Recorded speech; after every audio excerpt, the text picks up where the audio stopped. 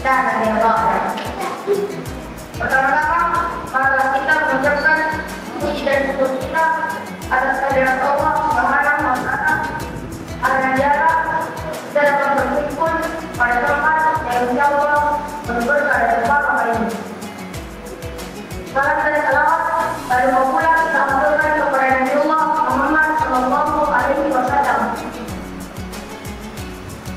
Nabi yang berikan jauh dia dipandang dan dijelaskan bagikan bunga mawar yang melebarkan dalam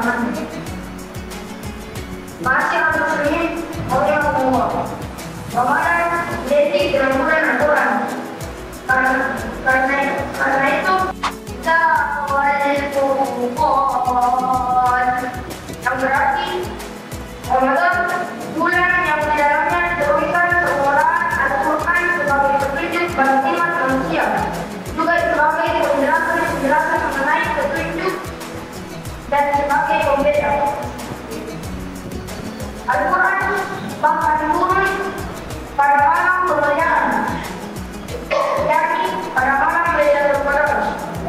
Allah juga berfirman pada surah Al-Qadar ayat pertama, Inna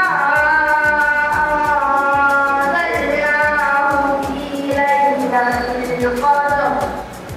Sungguh kami menurunkan Al-Quran pada saat Lailatul Qadar. Peristiwa